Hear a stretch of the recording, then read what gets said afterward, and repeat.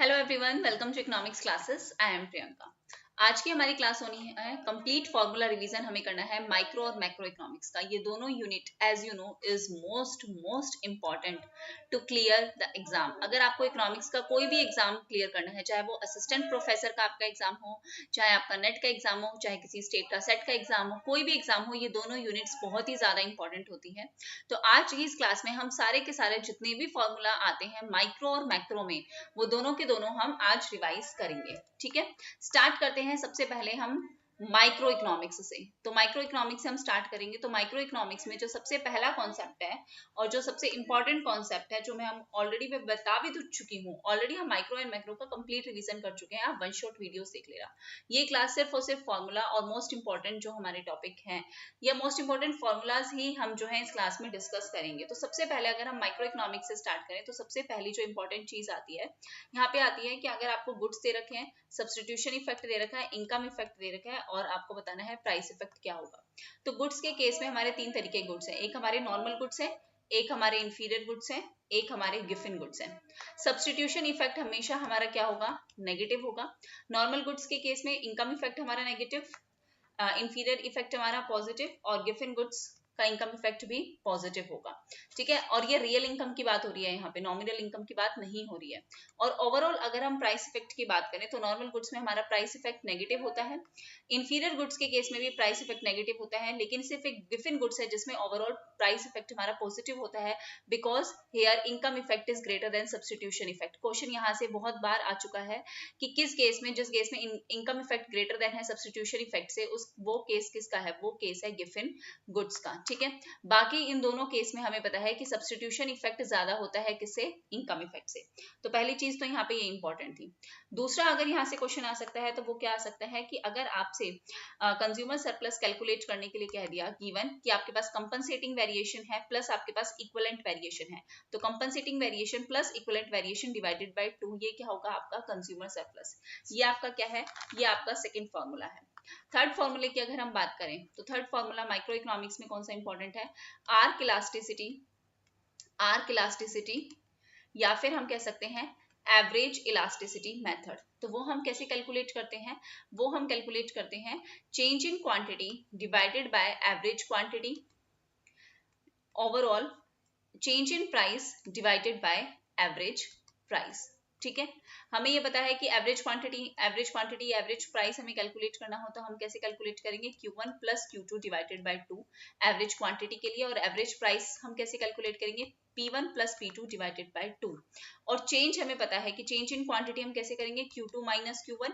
और change in price हम कैसे कैलकुलेट करेंगे? P2 minus P1। ठीक है, ये आर्क इलास्टिसिटी का आपका फॉर्मूला है।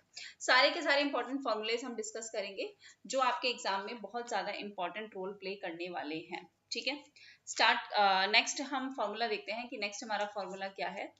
नेक्स्ट हमारा फॉर्मूला है अच्छा, एक अगर आपके पास अगर क्वेश्चन डायरेक्ट आ जाए, मान के चलो आपके पास डायरेक्ट क्वेश्चन आ जाए कि आपको ऑब्जेक्टिव फंक्शन गिवन है, utility is equal to X Y, तो उस केस में अगर आपसे बोल दिया जाए कि मार्शेलियन डिमांड फंक्शन क्या होगा फॉर एक्स और फॉर वाई गुड, तो ध्यान रखना एक्स गुड के लिए हमारा क्या आएगा? m/2px। वहां पे आप पूरा सॉल्व नहीं कर पाओगे और अगर ये क्वेश्चन आ गया तो आपका गलत नहीं होना चाहिए। और y के लिए अगर पूछ लिया जाए तो m/2py। हालांकि मैं ये क्वेश्चन आपको, जब हमने माइक्रो इकोनॉमिक्स के क्वेश्चन किए थे तो उसमें मैंने अच्छे से समझाया भी था कि ऑब्जेक्टिव फंक्शन हमें दे रखा है तो हम कैसे कैलकुलेट करेंगे। ठीक है, मार्शेलियन demand function.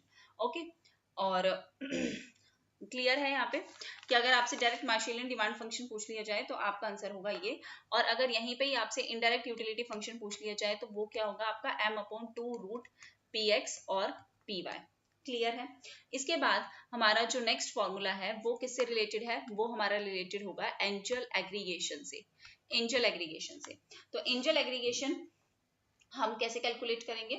Income share spent on good x, income share spent on good x into income elasticity for good x, income elasticity for good x plus income share spent on good y into income elasticity for good y, और इन दोनों का सम किसके equal आएगा? 1 के equal. Already मैं इसके ऊपर एक न्यूमेरिकल क्वेश्चन आपको करवा भी चुकी हूँ। ठीक है, ये आपका किसका हो गया, एंजल एग्रीगेशन का फॉर्मूला। सारे इंपॉर्टेंट फॉर्मूलाज को हमें कवर करना है और आप ये सारे के सारे नोट कर लेना, क्योंकि जो मैं लास्ट मिनट टिप्स देने वाली हूँ ना, उसमें भी मेरा पहला पॉइंट यही है कि आपके पास जितने भी फॉर्मूलाज हैं सारे यूनिट्स के, वो सारे के सारे आपके पास जो है वो नोट होने चाहिए। इसलिए मैं आपको पहले ही माइक्रो और मैक्रो के मैं खुद ही करवा देती हूँ, क्योंकि ये काफी ज्यादा इंपॉर्टेंट और इसमें बहुत ज्यादा फॉर्मूले हैं।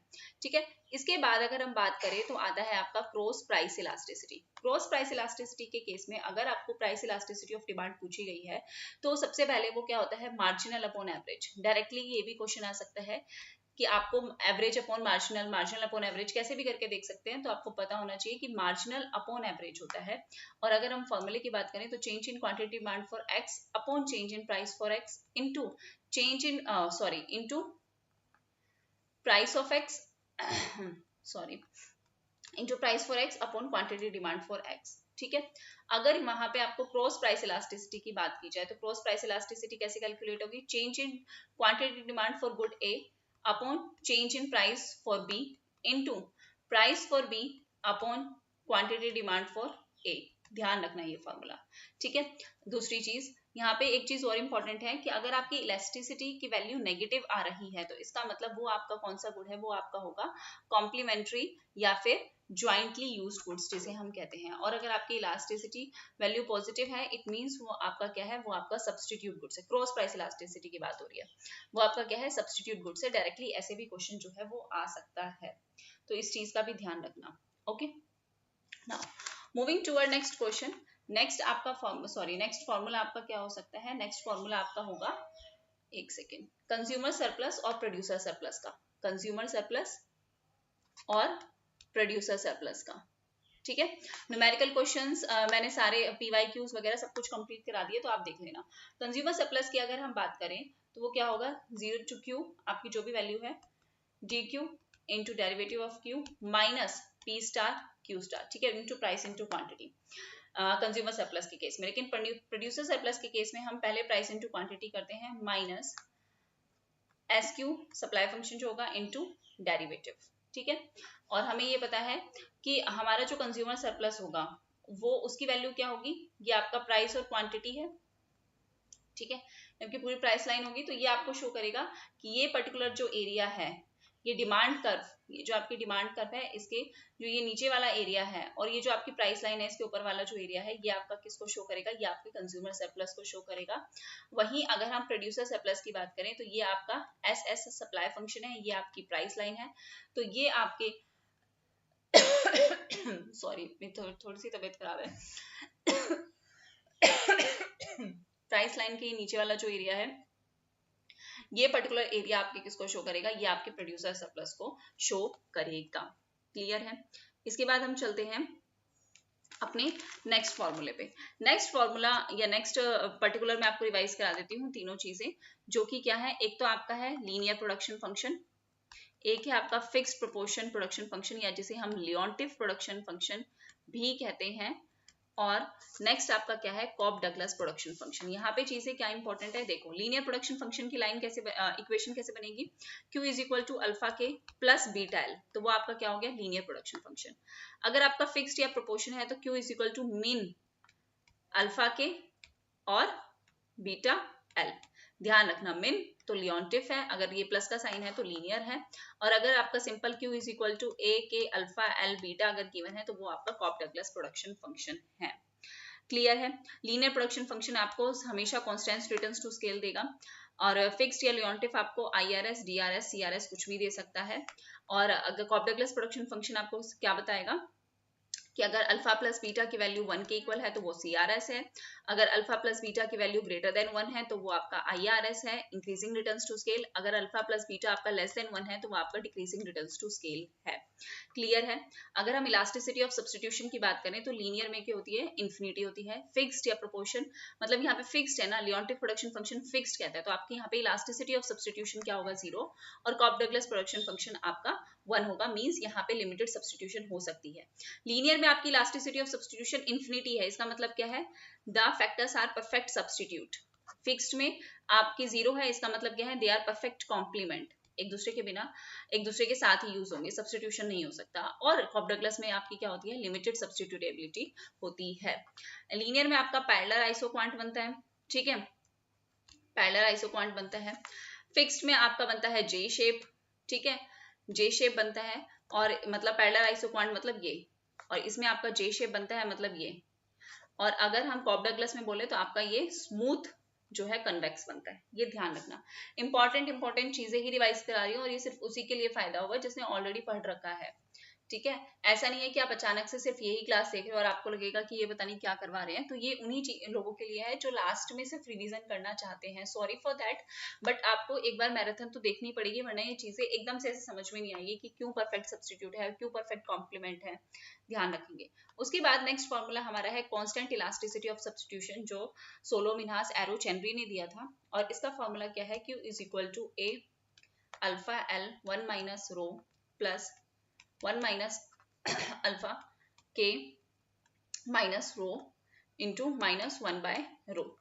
अब यहाँ पे एक चीज ध्यान रखना कि ये जो आपका -1/1 बाय रो जो दे रखा है वो आपको किसको शो कर रहा है, वो आपके इलास्टिसिटी को शो कर रहा है। एंड होमोजीनियस ऑफ डिग्री क्या होगी, यहाँ पे होमोजीनियस ऑफ डिग्री जो है वो 1 होगी। इलास्टिसिटी ऑफ सब्स्टिट्यूशन क्या होगा, इलास्टिसिटी ऑफ सब्स्टिट्यूशन वो आपका होगा कांस्टेंट, ठीक है। और इलास्टिसिटी कैसे कैलकुलेट करेंगे, 1/1 प्लस रो, ओके। अगर आपकी रो की वैल्यू 0 है, अगर आपके फास्ट ट्रैक रिवीजन है, रो की वैल्यू अगर आपकी 0 है तो इलास्टिसिटी होगी 1, मतलब CES constant elasticity of substitution, ये आपका क्या बन जाएगा, कॉप डगलस प्रोडक्शन फंक्शन। अगर इलास्टिसिटी की अगर रो की वैल्यू हमने ली है -1 तो इलास्टिसिटी आपका क्या आएगा, इन्फिनिटी। यहाँ पे वैल्यू पुट करके देखोगे तो वही आएगा। तो CES आपका कांस्टेंट इलास्टिसिटी ऑफ सब्स्टिट्यूशन आपका क्या बन जाएगा, लीनियर होमोजीनियस प्रोडक्शन फंक्शन, क्योंकि इन्फिनिटी है ना इलास्टिसिटी। और अगर आपकी रो की वैल्यू कंप्लीटली इन्फिनिटी है तो आपकी जो इलास्टिसिटी आएगी यहाँ पे पुट करोगे तो वो क्या आएगी, 0 आएगी। तो ये आपको क्या शो करेगा, फिक्स्ड प्रोपोर्शन प्रोडक्शन फंक्शन या फिर लियोन्टिफ प्रोडक्शन फंक्शन। क्लियर है। अगर आपकी इलास्टिसिटी ग्रेटर देन 1 आती है तो IRS, इक्वल टू 1 आती है तो CRS, लेस देन 1 आती है तो diminishing returns to scale. Next formula आपका है किसका, elasticity of income with respect to labour. तो वो हम कैसे कैलकुलेट करेंगे, change in quantity upon derivative of change in labour into labour divided by quantity, जिसे हम कह सकते हैं MPL upon APL, marginal productivity of labour upon average productivity of labour. अगर MPL अपॉन APL की वैल्यू 1 है, इसका मतलब क्या है कि MPL किसके बराबर है, मार्जिनल प्रोडक्टिविटी किसके बराबर है, एवरेज प्रोडक्टिविटी ऑफ लेबर के बराबर है। इसका मतलब हमें क्या मिल रहे हैं, डिमिनिशिंग रिटर्न्स मिल रहे हैं लेबर के, ठीक है। लेबर के क्या मिल रहे हैं, डिमिनिशिंग रिटर्न्स मिल रहे हैं। अगर आपकी marginal productivity of labour divided by average productivity of labour greater than 1 है, तो इसका मतलब क्या है कि मार्जिनल प्रोडक्टिविटी ज्यादा है किससे, आपकी एवरेज प्रोडक्टिविटी से। इसका मतलब आपको क्या मिल रहे हैं, increasing returns to labour, labour से आपको क्या मिल रहे हैं, इंक्रीजिंग रिटर्न्स मिल रहे हैं। अगर आपकी marginal productivity of labour upon average productivity of labour less than 1 है, तो इसका मतलब ये क्या शो कर रहा है कि आपकी मार्जिनल प्रोडक्टिविटी लेबर की वो कम है किससे, उसकी एवरेज प्रोडक्टिविटी से। तो इसका मतलब आपको क्या मिल रहे हैं, नेगेटिव रिटर्न्स टू लेबर मिल रहे हैं। क्लियर है यहाँ तक ये फॉर्मूला। उसके बाद हम चलते हैं नेक्स्ट फॉर्मूले पे, माइक्रो इकोनॉमिक्स के ही। अच्छा, एक चीज और ध्यान रखना, यहाँ से लास्ट टाइम भी क्वेश्चन आया था, जो आपकी इक्वेशन थी ना आइसोक्लाइन की, वो आपसे पूछी गई थी। आइसोकोस्ट बजट लाइन जो ये आपका होगा, और यहाँ पे आपकी इक्विलिब्रियम कहाँ पे आएगा, जहाँ पे ये दोनों इक्वल करेंगे, आपकी बजट लाइन, आइसोकोस्ट लाइन और आइसोक्लाइन लाइन, मतलब जहाँ पे स्लोप ऑफ आइसोक्वांट किसके इक्वल होगा, आइसोकोस्ट के इक्वल होगा। और आइसोक्वांट मतलब marginal rate of technical substitution of labour and capital किसके बराबर होगा, आपका W/R। अगर आपसे ये डायरेक्टली स्लोप पूछ लिया जाए बजट लाइन का, तो वो क्या होगा, -W/R। आंसर लास्ट टाइम -1 था, इसका मतलब यही है कि वेज अपॉन रेट, ये आपको क्या शो कर रहे हैं, माइनस शो करेंगे, ठीक है। क्लियर है। अच्छा, अब यहाँ से एक चीज और आ सकती है, आपसे इकोनॉमीज डिसइकोनॉमीज पूछी जा सकती है कि किस पॉइंट को आप इकोनॉमीज और डिसइकोनॉमीज कह सकते हैं। देखो, एज यू नो कि हमारी मान लो एवरेज कोस्ट है, एवरेज कोस्ट को मिनिमम पे कट करता है और यहाँ आ जाती है आपकी मार्जिनल कोस्ट। अगर क्वेश्चन में आपकी इस पॉइंट पे अगर आप हो, यहाँ पे अगर आपसे कोई पूछ ले तो इस पॉइंट पे क्या होगा, इस पॉइंट पे आपकी एवरेज कोस्ट क्या हो रही है, डिक्लाइन हो रही है, और आपकी मार्जिनल कोस्ट क्या हो रही है, इंक्रीज हो रही है। तो इस पॉइंट को हम कहेंगे यहाँ पे हमारी इकोनॉमीज ग्रेटर देन है किसके, आपकी डिस इकोनॉमीज के, ठीक है। अगर ये इस पॉइंट पे आपसे कोई पूछ ले तो इसका मतलब क्या है, यहाँ पे इकोनॉमीज और डिसइकोनॉमीज दोनों बराबर हैं। इस पॉइंट पे अगर आपसे कोई पूछ ले तो इसका मतलब क्या है, यहाँ पे आपकी मार्जिनल कॉस्ट भी इंक्रीज हो रही है, आपकी एवरेज कॉस्ट भी इंक्रीज हो रही है, तो यहाँ पे क्या होगा, डिसइकोनॉमीज आर ग्रेटर देन इकोनॉमीज, ये आपकी सिचुएशन होगी। ठीक है, ये चीज ध्यान रखना। यहाँ पे ये चीज इंपॉर्टेंट है, ये फॉर्मूला या डायग्राम से रिलेटेड आपको क्वेश्चन आ सकता है, तो ये चीज ध्यान रखने वाली है। ठीक है, इसके बाद अगर हम नेक्स्ट पॉइंट अपना देखें तो नेक्स्ट पॉइंट हम इकोनॉमीज ऑफ स्कोप जो है उसका फॉर्मूला दे सकते हैं, उसका फॉर्मूला भी आ सकता है।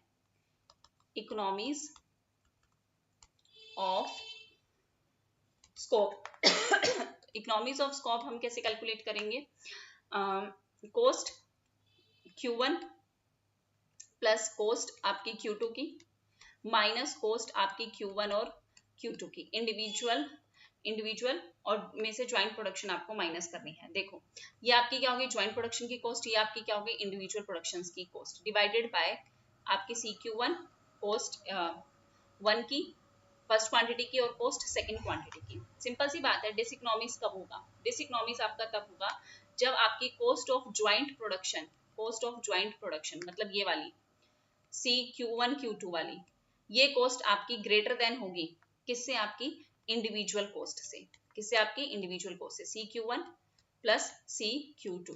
तो उस पॉइंट पे आपकी डिसइकोनॉमीज होगी कि आप ज्वाइंट प्रोडक्शन भी कर रहे हो तब भी आपकी कॉस्ट क्या आ रही है, ज्यादा आ रही है। ठीक है, एक सेकेंड रुकना।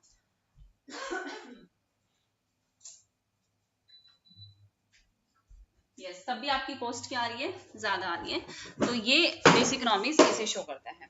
नाउ नॉर्मली नेक्स्ट अगर हम इलास्टिसिटी देखें, elasticity of economies of scope से अगर क्वेश्चन आ जाए, elasticity of economies of scope से अगर क्वेश्चन आ जाए तो उस पॉइंट पे आप कैसे कैलकुलेट करेंगे, change in cost divided by change in quantity into quantity divided by cost, मतलब marginal cost upon average cost. तो ध्यान रखना, अगर आपकी मार्जिनल कॉस्ट ग्रेटर देन है एवरेज कॉस्ट से तो इसका मतलब क्या है, इसका मतलब आपकी डिसइकोनॉमीज है।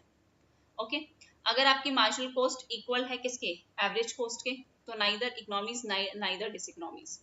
अगर आपकी मार्जिनल कॉस्ट लेस देन है किससे, आपकी एवरेज कॉस्ट से, तो उस केस में क्या होगा, उस केस में इकोनॉमीज ऑफ स्कोप आपको मिलेंगे। क्लियर है, यहाँ तक किसी को कोई डाउट नहीं होना चाहिए। नाउ मूविंग टुवर्ड फर्दर अच्छा सॉरी एक आपका यहाँ से क्वेश्चन आ सकता है, प्रॉपर्टीज करवाई थी मैंने आपको मैराथन में ही, properties of homogeneous production function की, होमोजीनियस प्रोडक्शन फंक्शन की। तो उसमें आप एक चीज ध्यान रखना कि अगर आपको क्वेश्चन ये दे दिया जाए x dq by dx plus y dq by dy is equal to nq, अगर आपसे इस n की वैल्यू मान के चलो अगर 3 दे दी, 2 दे दी, तो वो आपको क्या शो करेगा, मतलब अगर वो ग्रेटर देन 1 है तो इसका मतलब वो क्या शो करेगा आपको, IRS। ध्यान रखना कि इस n की वैल्यू से आप ये बता सकते हो कि IRS है, DRS है और CRS है, क्या है। ठीक है, और second order condition marginal productivity capital labour की क्या होगी कि आपकी FXY किसके इक्वल आए, आपके FYX के, मतलब सेकेंड ऑर्डर कंडीशन जो है आपकी वो क्या आपको क्या बताएगी, D² Q bye DL DQ किसके बराबर होगा, D² Q D K DL। वही बात है कि आपका FXY किसके बराबर हो, आपका FYX के। डायरेक्टली ये आ सकता है कि क्या ये इक्वेशन सही है, बिल्कुल सही है। ठीक है, second order condition, second order cross marginal product of capital and labour क्या होने चाहिए, इक्वल होने चाहिए फॉर लीनियर होमोजीनियस। ठीक है, क्लियर है, यहाँ तक कोई डाउट नहीं होना चाहिए। उसके बाद इसके बाद एक चीज और क्या इंपॉर्टेंट थी, ये तो आपकी किसके लिए थी, homogeneous production function marginal productivity of labour और कैपिटल की। अगर आपसे आउटपुट मैक्सिमाइजेशन का पूछ लिया जाए, आउटपुट मैक्सिमाइजेशन में आपकी क्या कंडीशन होगी, सेकंड ऑर्डर कंडीशन, तो देखो एक तो फर्स्ट ऑर्डर कंडीशन आपकी क्या होगी कि marginal productivity of labour and marginal productivity of capital क्या होगा, नेगेटिव होगा। इसका मतलब क्या है कि D² X by DL² less than 0 and D² X and DK² less than 0। ठीक है, नेगेटिव का मतलब लेस देन 0। और जो आपकी हेजियन मैट्रिक्स कंडीशन है वो आपकी क्या कहेगी, हेजियन मैट्रिक्स कंडीशन, ये ए पॉइंट होना चाहिए, दूसरा बी पॉइंट आपका क्या होना चाहिए, D square x divided by D L square, D square x divided by D के स्क्वायर, ये ग्रेटर देन आपके होना चाहिए ओवरऑल स्क्वायर से, D square x divided by D L D के होल स्क्वायर से, ये चीज जो है वो ग्रेटर देन होनी चाहिए। ध्यान रखना ये हेजियन मैट्रिक्स कंडीशन है। ओके, और यंग्स थ्योरम यहाँ पे क्या कहती है, वही बात है कि एफ एल के किसके बराबर होना चाहिए, एफ के एल के बराबर होना चाहिए, वही ऊपर वाली ही बात है, सेम टू सेम। ओके, ये तो थी आपकी आउटपुट की। अगर आपकी प्रॉफिट मैक्सिमाइजेशन की पूछ ली जाए कि प्रॉफिट मैक्सिमाइजेशन की क्या सिचुएशन होगी, तो उस सिचुएशन में पहली चीज प्रॉफिट कहाँ पे इक्वल होगा, जहां पे T R minus T C, ये वैल्यू आपकी किसको शो करेगी, प्रॉफिट को शो करेगी। ओके, और इसमें आपकी सेकेंड ऑर्डर कंडीशन क्या बनेगी, इस सिचुएशन में आपकी सेकेंड ऑर्डर कंडीशन बनेगी कि डी स्क्वायर प्रॉफिट, ठीक है, डी एल स्क्वायर से, और डी स्क्वायर प्रॉफिट डी के स्क्वायर से, ये ग्रेटर देन होना चाहिए आपके ओवरऑल से, ये चीज ध्यान रखना, डीएल डीके का होल स्क्वायर से। यहाँ से डायरेक्टली क्वेश्चन आ चुका है, इसलिए मैं आपको इतनी बार बता रही हूँ क्योंकि ये बहुत इंपॉर्टेंट है। ओके, आउटपुट एक्सपेंशन पाथ अगर आपसे पूछ लिया जाए कि आउटपुट एक्सपेंशन पाथ क्या होगा, तो वो क्या होगा कि हमें ये पता है कि स्लोप ऑफ आइसो पॉइंट किसके इक्वल होगा, स्लोप ऑफ आइसोकोस लाइन के, मतलब एमपीएल अपॉन एमपी के किसके बराबर होगा, डब्ल्यू बाय आर के। और अगर इलास्टिसिटी के पॉइंट ऑफ व्यू से पूछ लिया जाए तो 1 minus alpha upon alpha into के बाय एल, ये फॉर्मूला जो है वो ध्यान रखना। Okay, now moving toward further, next हम देखते हैं कि नेक्स्ट हमारे इसमें क्या इंपॉर्टेंट है। नेक्स्ट माइक्रो इकोनॉमिक्स में आपको जो इंपॉर्टेंट है वो है रिलेशनशिप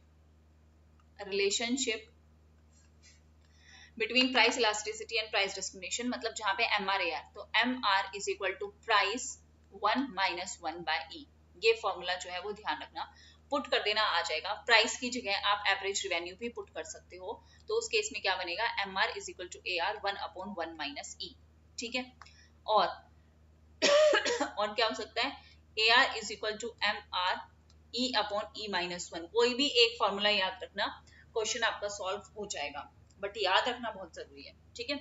उसके अलावा आप एक चीज और रिवाइज कर लेना जो मैं ऑलरेडी बता भी चुकी हूँ, मोनोपोली पावर और इंडेक्सेस, लर्नर इंडेक्स, ठीक है, ट्रिफिन इंडेक्स, रोथस्चाइल्ड, हर्फिंडल, हिस्टमैन इंडेक्स, ये सारी चीजें भी रिवाइज कर लेना।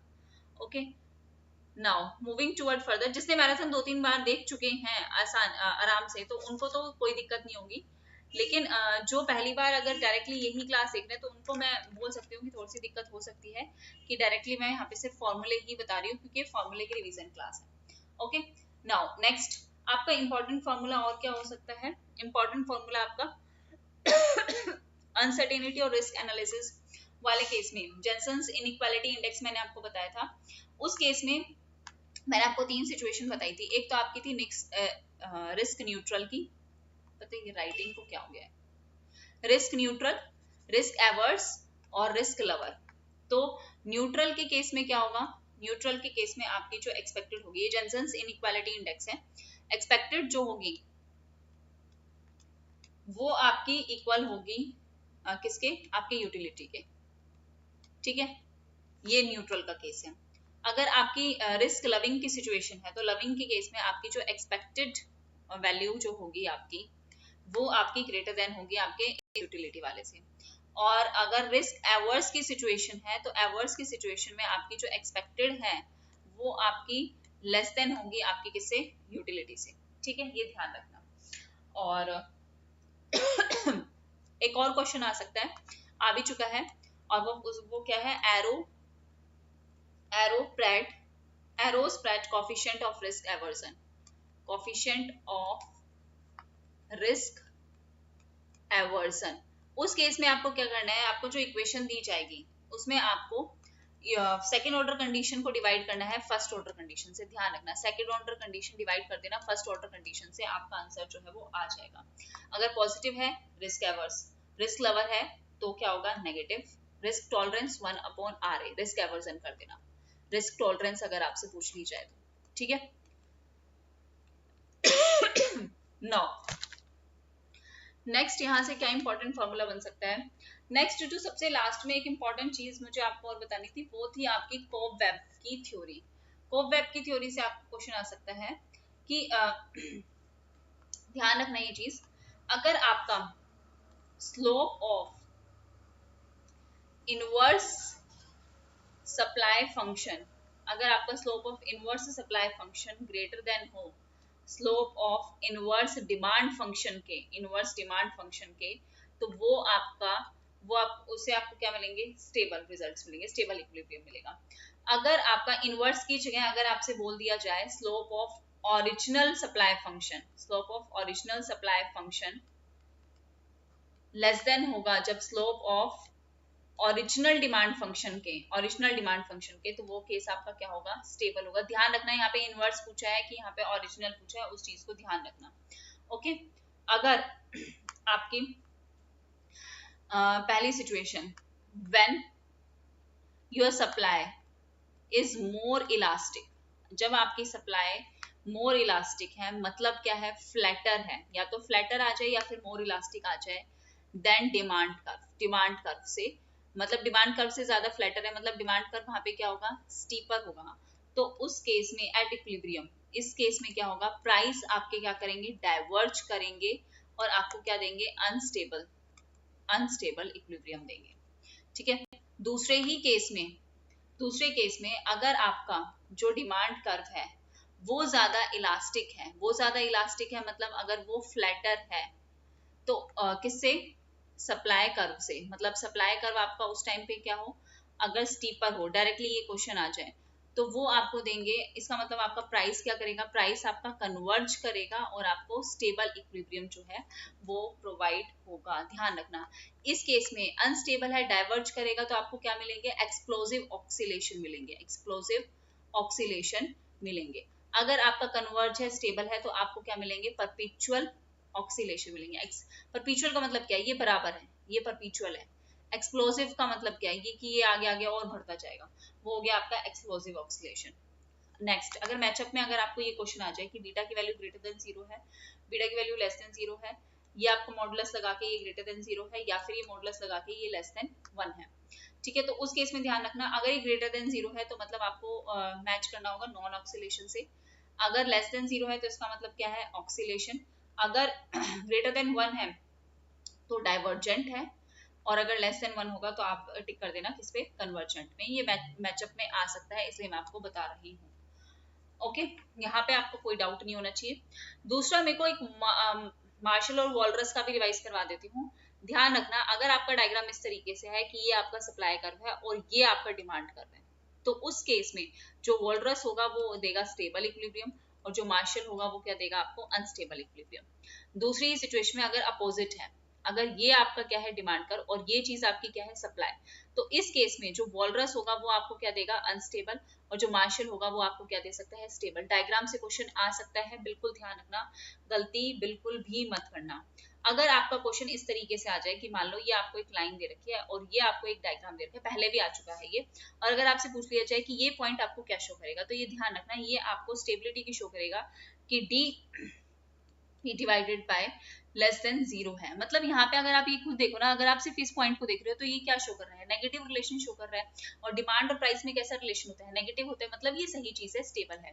लेकिन याद करने के लिए बता रही हूँ, अगर ये इस साइड इस तरीके से आपसे इस पॉइंट पे पूछ रहा है तो इसका मतलब क्या है, ये डिमांड और प्राइस में पॉजिटिव रिलेशन शो कर रहा है, बट हालांकि नहीं होता है, तो इसका मतलब ध्यान रखना कि ये क्या है, ये आपका अनस्टेबल है, और ये आपकी वैल्यू क्या दे रहा है, ये आपकी वैल्यू दे रहा है ग्रेटर देन 0 दे रहा है, और ये आपको अनस्टेबल इक्विलिब्रियम दे रहा है। अगर इस तरीके से अगर आपका ये पॉइंट आ जाए और ये पूछा जाए कि ये क्या शो कर रहा है, तो ये आपको शो कर रहा है नो इक्विलिब्रियम, यहाँ पे कोई इक्विलिब्रियम ये लाइन आपको शो नहीं कर रही है। ओके, ठीक है। और हाँ, यहाँ पे एक चीज और आ सकती है कि अगर आपको इस तरीके से डिमांड कर्व दे दिया जाए और इस तरीके से आपको सप्लाई कर्व दे दिया जाए, तो वॉलरस आपको स्टेबल देगा और मार्शल आपको क्या देगा, मार्शल आपको अनस्टेबल देगा। दूसरे ही केस में अगर आपकी सप्लाई इस साइड हो और डिमांड आपको इस तरीके से शो किया जाए, डिमांड कर्व, तो इसका मतलब वॉलरस आपको क्या दे रहा है, अनस्टेबल दे रहा है, और मार्शल आपको क्या दे रहा है, स्टेबल दे रहा है। दोनों में से एक एक डायग्राम याद कर लेना और जस्ट उसके अपोजिट दूसरा डायग्राम होगा, ये चीज ध्यान रखना। ठीक है, ये चीज आप ध्यान रखेंगे, क्लियर है। तो मैंने यहाँ पे आपको मैक्सिमम माइक्रो इकोनॉमिक्स के तो सारे के सारे फॉर्मूले जो है वो रिवाइज करा दिए हैं, इससे बाहर तो आएगा भी नहीं, तो ध्यान रखना यहाँ पे आपकी कोई गलती नहीं होनी चाहिए। Thank you very much everyone, take care and bye bye.